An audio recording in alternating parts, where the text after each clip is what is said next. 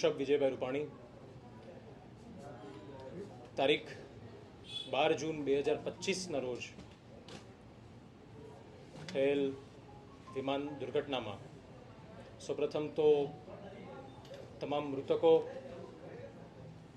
જેમાં મારા પિતા શ્રી વિજયભાઈ રૂપાણી પણ હતા, એ તમામને હું ભાવપૂર્ણ શ્રદ્ધાંજલિ અર્પણ કરવા માંગુ છું.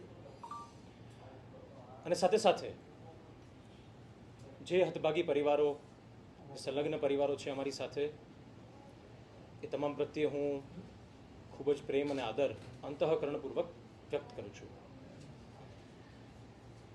પ્રથમ વાર્ષિક પુણ્યતિથિ 1 વર્ષ આ ઘટનાને થઈ ગયું અને સમય એ સૌથી ઝડપી પ્રવાહી છે. તો આ 1 વર્ષમાં કેવી રીતે વિજયભાઈ રૂપાણીના વિચારો, એમના આદર્શો, મૂલ્યો, સિદ્ધાંતોનું કેવી રીતે સંવર્ધન કરવું અને કેવી રીતે આવનારી પેઢીઓને એમના વિચારો થકી પ્રેરણા મળે, કેવી રીતે તમામનું ઘડતર થાય. જે વિજયભાઈના વિચારો એટલે કયા વિચારો? રાષ્ટ્રીય સ્વયંસેવક સંઘ અને ભારતીય જનતા પાર્ટીના વિચારો. એ સંસ્કારોનું સિંચન થાય એ માટે અમે વિજય રૂપાણી મેમોરિયલ ફાઉન્ડેશનની સ્થાપના કરી છે. આપ સર્વે શ્રી પૂજિત રૂપાણી મેમોરિયલ ટ્રસ્ટની પ્રવૃત્તિઓથી તો આપ વાકેફ છો જ, પરંતુ આ વિજય રૂપાણી ફાઉન્ડેશન દ્વારા અમે યુવાલક્ષી, મહિલાલક્ષી અને આરોગ્ય, શિક્ષણ અને સેવાના સંદર્ભે પ્રવૃત્તિઓ કરવા જઈ રહ્યા છીએ. અને મારું અને અમારા પરિવારનું, અમારી સાથે જોડાયેલા અસંખ્ય વોલન્ટિયર્સ કે જે પૂજિત રૂપાણી ટ્રસ્ટ સાથે પણ જોડાયેલા છે, અમારા તમામનું માનવું છે, અમે દ્રઢપણે માનીએ છીએ કે વિજયભાઈને સાચી શ્રદ્ધાંજલિ એ જ છે કે એમના વિચારો આગળ વધે અને સેવાના કાર્યો વિવિધ પ્રકલ્પો દ્વારા થતા રહે.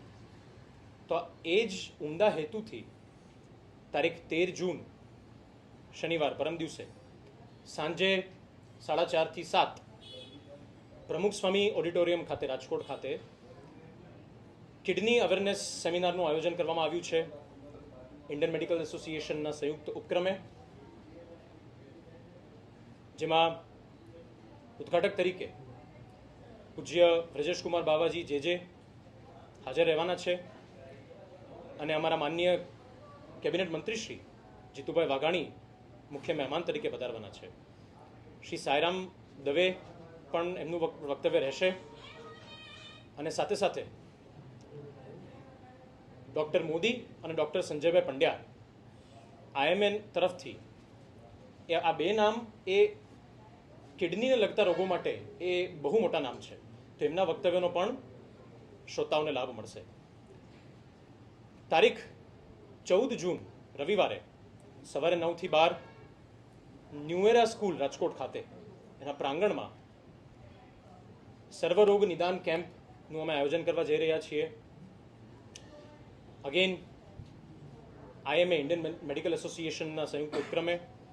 We are very thankful two Indian medical association and doctor Karamta અને આ તમામ ડૉક્ટરો જે રાજકોટ, સૌરાષ્ટ્ર અને ગુજરાતભરથી તમામ તજજ્ઞો, કાનના ગળા વિભાગના હોય, આંખના હોય કે પછી સ્ત્રી રોગ, બાળ રોગ નિષ્ણાંત, ચર્મરોગ નિષ્ણાંત, ગેસ્ટ્રો અને ફિઝિયો, એની સાથે સાથે જનરલ MD ફિઝિશિયન, તમામ ત્યાં હાજર રહેશે અને દર્દીઓને વિનામૂલ્યેની ચકાસણી, એની સાથે સાથે પ્રિસ્ક્રાઇબ મેડિસિન્સ પણ, અને સાથે સાથે કોઈ રેકમેન્ડેડ ટેસ્ટ હોય તો એ પણ અમે ઉપલબ્ધ કરાવવા જઈ રહ્યા છીએ.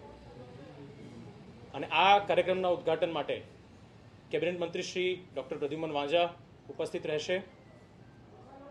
અને આ બંને કાર્યક્રમમાં અમારા મુરબ્બી, સન્માનીય વડીલ, રાજકોટના લોકસભા સાંસદ શ્રી પરસોત્તમ રૂપાલા, શ્રી રામભાઈ મોકરિયા, અમારા ધારાસભ્યો શ્રી ઉદયભાઈ, શ્રી ભાનુબેન, શ્રી રમેશભાઈ, શ્રી દર્શિતાબેન અને ડૉક્ટર નિહલ શુક્લ, એમની મહાનગરપાલિકાના પદાધિકારીઓની ટીમ, અને માધવભાઈ અને એમની શહેર સંગઠનની ટીમ પણ અમને પ્રોત્સાહન આપવા હાજર રહેશે. તો આ કાર્યક્રમો થકી અને એની સાથે સાથે કાલે 12મી જૂને અસંખ્ય લોકોના અમને ફોન આવ્યા છે. કાર્યકર્તાઓ પોતાની રીતે વિજયભાઈ માટે સ્વયંભૂ લોકો સેવા ભાવનાના સાથે સેવાકીય કાર્યો નાના નાના કરી રહ્યા છે. તો અમે બસ રૂપાણી પરિવાર તરફથી તમામ લોકોના પ્રેમના અમે આભારી છીએ અને બધાને આદરપૂર્વક અમે જય શ્રી કૃષ્ણ, જય જિનેન્દ્ર કહીએ છીએ. ઋષભભાઈ, જે ગઈકાલથી એક વાત સામે આવી છે, રાધિકાબેનનો એક ઈમેલ છે તે ઘણા બધા સામે આવ્યું છે. ઇન્ડિયન એરલાઇન્સને કંઈક પત્ર લખ્યું છે, શું હકીકત છે? નાને લઈને શું કહેશું? બે અલગ વસ્તુ છે અને હું આપ શ્રી તમામ મીડિયા કર્મીઓના માધ્યમથી હું લોકો સમક્ષ આ વાત મૂકવા માંગુ છું. બે અલગ વસ્તુ છે. પહેલી વસ્તુ છે જે ઇન્વેસ્ટિગેશન એફર્ટ્સ ચાલી રહ્યા છે. મેં આ 2 દિવસમાં વારંવાર કહ્યું છે અને ફરીવાર હું રીઇટરેટ કરીશ કે we as Rupani family we urge everyone, બધા પીડિત પરિવારોને અમે વિનંતી કરીએ છીએ કે સરકાર અને એજન્સીઓ, પછી AAIB હોય, મિનિસ્ટ્રી ઓફ સિવિલ એવિએશન હોય, DGCA હોય, તમામ એજન્સીઓ પર આપણે ભરોસો રાખીએ. તપાસનું નિષ્કર્ષ આવશે અને આપણા માન્ય વડાપ્રધાન શ્રી નરેન્દ્રભાઈ મોદી, આપણા માન્ય ગૃહમંત્રી શ્રી અમિતભાઈ, જ્યારે ગુજરાતના સપૂતો જ્યારે સરકારને લીડ કરી રહ્યા હોય તેમને પૂર્ણ વિશ્વાસ છે કે સરકારી એજન્સીઓ દ્વારા જે તપાસ થઈ રહી છે એનું નિષ્કર્ષ આવશે અને આપણે બધાએ સાથ અને સહયોગ આપવાનો જ હોય અને આપીએ જ છીએ. બીજો વિષય જે આપણે કહ્યો, મારી બહેન દ્વારા જે ઈમેલ કમ્યુનિકેશનની વાત છે એર ઇન્ડિયા સાથેનું, તો હું સ્પષ્ટ રૂપે કહેવા માંગુ છું કે એર ઇન્ડિયા અને ટાટા ટ્રસ્ટ એ છેલ્લા 1 વર્ષથી તમામ પીડિત પરિવારો સાથે ઈમેલ કમ્યુનિકેશનમાં 1-to-1 કોરસ્પોન્ડન્સ કરી રહ્યા છે અને જે કંઈ પણ ડોક્યુમેન્ટ્સની આપલે હોય, જે કંઈ પણ ઇન્ફોર્મેશનની આપલે હોય એ ચાલી જ રહી છે. તો એમાં ઈમેલ કમ્યુનિકેશનમાં કશું નવું નથી. વાત આવી લીગલ ક્લેમ વેવરની, તો એના માટે રાધિકાબેને પોતાનું મંતવ્ય રજૂ કર્યું અને એર ઇન્ડિયાને એક ઈમેલ કર્યો છે અને એર ઇન્ડિયાએ આપ સર્વેને ખબર છે જવાબ પણ એનો આપ્યો છે. તો આ વાત એક પીડિત પરિવાર અને એર ઇન્ડિયા એરલાઇન્સ વચ્ચેનો એક પ્રાઇવેટ મેટર છે. તો હું આપ સર્વેના માધ્યમથી એ વિનંતી કરું છું કે આ પબ્લિક ડોમેઇન પર ડિસ્કસ ના થવી જોઈએ. અને રહી વાત ઇન્વેસ્ટિગેશનની, તો we wholeheartedly support the investigation efforts. શું માનો છો, અકસ્માત હતો કે કોઈ અન્ય કારણોસર? તમારા મતે 1 વર્ષ દરમિયાન હજુ સુધી કોઈ રિપોર્ટ નહીં.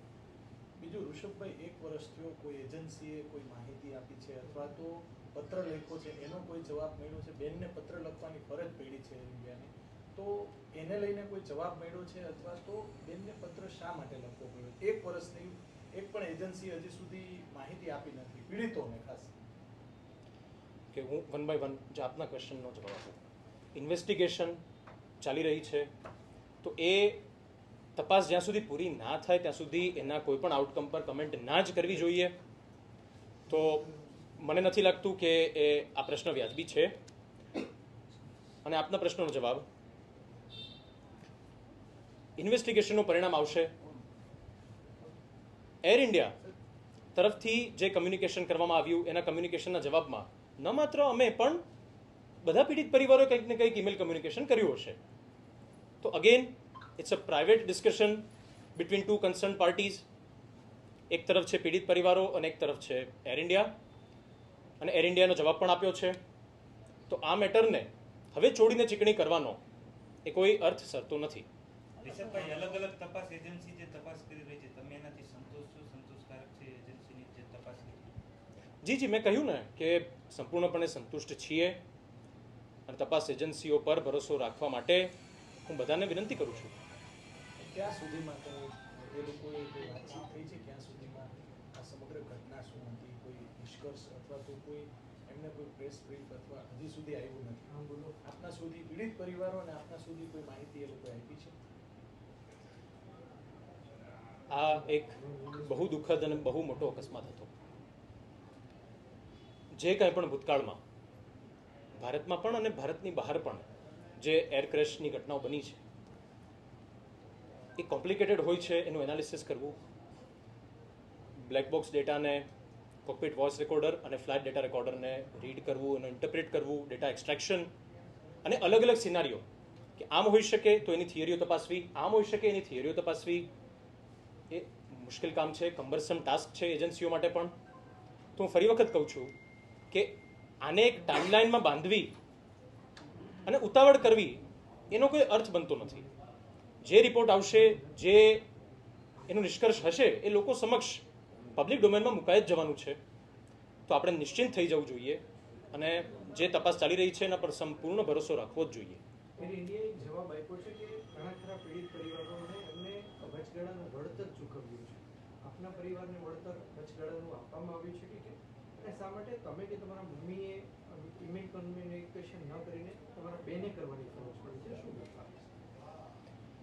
તો રિગાર્ડિંગ વચગાળાનું વળતર, અગેન હું કહું છું કે આ પરિવાર અને એર ઇન્ડિયા વચ્ચેનો એક ઓફિશિયલ અને એક પ્રાઇવેટ કમ્યુનિકેશન છે અને it should be kept private. That's what I strongly believe in. Secondly, પરિવારના કોઈ પણ સભ્ય, એક નોમિનેટેડ સભ્ય હોય એર ઇન્ડિયા એની સાથે વાત કરી રહ્યું હોય, અને આ અમારા જ પરિવારમાં નહીં પરંતુ દરેક પીડિત પરિવારોમાંથી એક માણસ એર ઇન્ડિયા સાથે ઈમેલ કમ્યુનિકેશન કરતું હોય, જે અમારા કેસમાં મારી સિસ્ટર રાધિકા મિશ્રા કરી રહી છે. ઋષભભાઈ, ક્યાંક એવી પણ ચર્ચા છે રાજ્યસભામાં ક્યાંક અંજલિબેનનું નામ ન આવ્યું એટલે બાદમાં આ લેટર કોમ્યુનિકેશન ક્યાંક સામે આવ્યું છે. આવું માનો છો કે આવું હોઈ શકે ખરા? ના ના, આ બધી બોગસ વાતો છે. આ વાતને હું સંપૂર્ણપણે રદિયો આપું છું. અને આ જે ઈમેલ કમ્યુનિકેશન છે એ અગેન હું રીટરેટ કરું છું કે આ પ્રાઇવેટ મેટર છે ફેમિલી અને એર ઇન્ડિયા વચ્ચેની. તો આ વાતને રાજકીય પરિસ્થિતિઓ સાથે જોડવાનો કોઈ જ અર્થ નથી. ઋષભભાઈ, આ સવાલ એટલા માટે છેડ્યો છે કે જે આ ઈમેલ કરવામાં આવ્યો છે તેમાં એવો આક્ષેપ કરવામાં આવ્યો છે કે એર ઇન્ડિયાના જે પીડિત પરિવાર જે વળતર આપવા પહેલા એક આરડીઆઈ જે છે તેમની ઉપર સહી કરાવવામાં આવી રહી છે અને વળતર આપવામાં આવી રહી છે, એટલા માટે સવાલ થઈ રહ્યો છે. જી, તો જે ઈમેલ કમ્યુનિકેશન થયું છે એ આરડીઆઈના રિગાર્ડિંગ જ હતું અને એનો એર ઇન્ડિયાએ જવાબ આપ્યો છે. રાજકીય વારસા બાબતે આપણે હમણાં એક ચેનલને જવાબ આપ્યો કે આ લાલુ અને મુલાયમની પાર્ટી, તો આગામી દિવસોમાં ઋષભ રૂપાણી છે એ ધારાસભામાં કે પછી રાજ્યસભામાં જોવા મળી શકે છે?